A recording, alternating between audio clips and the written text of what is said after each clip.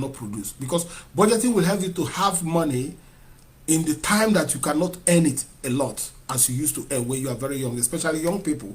A lot of young people think that life will just continue to be the way it is. People get old, people get sick, people die. And what is going to happen with the people that you leave? Those are things that you cannot control.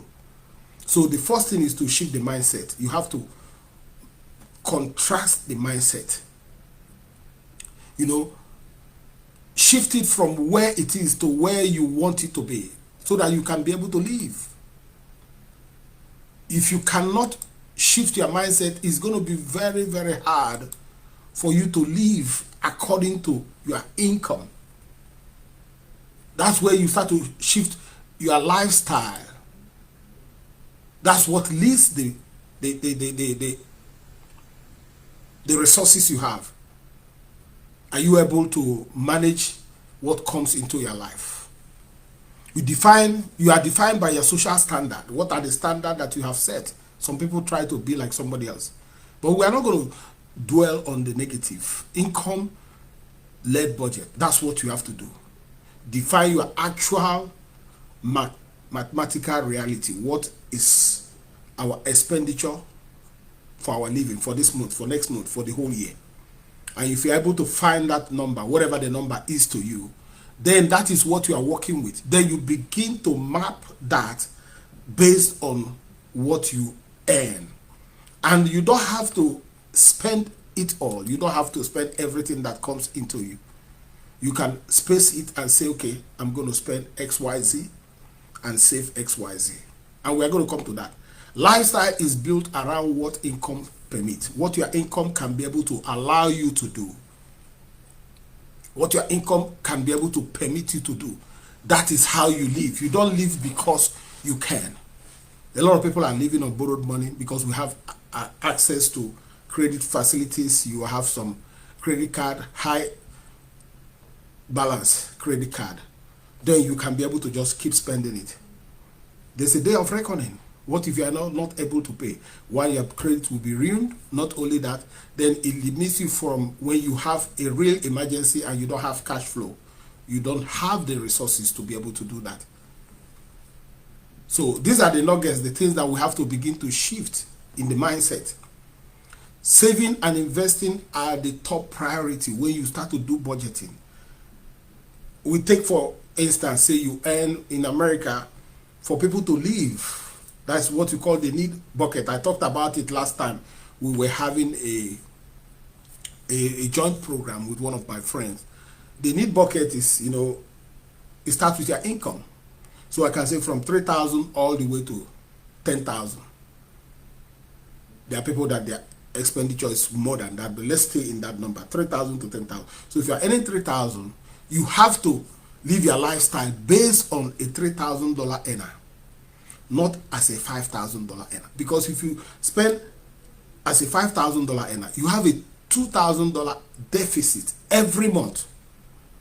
You might be able to sustain it for a while because you still have some leverage in the credit that you have through your credit cards or through the store credit or whichever credit you have facility. But what if you run out and you are not able to do it? That's when people begin to choke. They get broke. Even though they have income coming in every month, they have never been laid off, they have a business, they have been earning money, but they cannot maintain their lifestyle because you did not budget. Budgeting is everything. So you save and invest.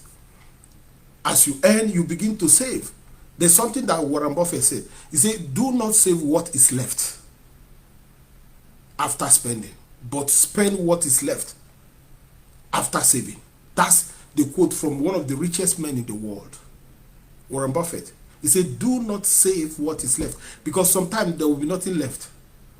But you have to spend what is left. So your expenditures, like going out to eat, vacationing, this is summer coming up now. A lot of people are going to be traveling, and many people will spend money they don't have. They will spend the whole year trying to pay it back with a high interest rate from 21, 22, 18%, 17%. 10%. If once you enter into double digit on any kind of credit, you are in a hole. I told us last time about the rule of 72. which is you take the number 72 and divide it by the interest rate that you receive or that you pay. That is when the money will double. So that rule of 72 can be for you or against you. So this quote from Warren Buffett is very, very pivotal to what we do. Do not save what is left. Do not save what is left after spending, but spend what is left after saving. That means the saving and the investment have to be top priority.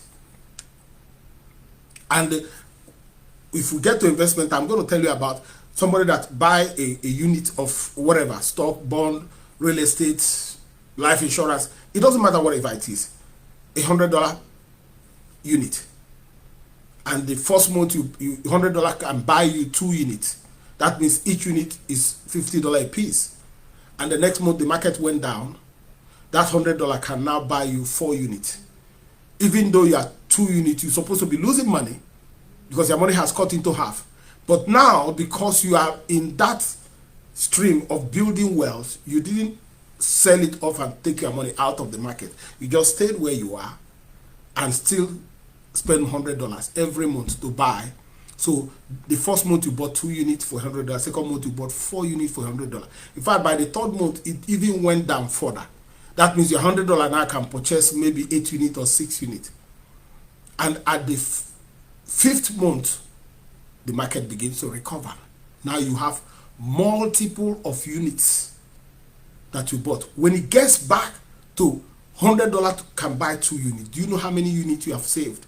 That is what we call the compounding in interest. It's not that your money just quadrupled, because now you are able to monitor and manage and control your investment and your savings. This is just a general analogy. Everything does not fit in that. But when we sit down with you, we can help you to map out budgeting and begin to plan. Some people talk about the 33% that you do. 33% have to go to either your savings, the first thing you do, then the other remaining percentage of every earning that comes into you. That's where your livelihood, your needs come in. You pay your bills, mortgage, rent, and all that. Car note goes in there. The last 33% is what you leave as an emergency. That's one plan. There's people that say, okay, you take 50% for all your essential needs, like your living expenses, your car note, your housing, everything that is a need, shelter, food, is all in that 50% of your income. Then you save 30%, you invest it for your future, and 20% will go for your lifestyle. Whichever one that works with you, there is no one thing fits all. But based on your income, we are talking about budgeting today. Today we are going to talk about investment out.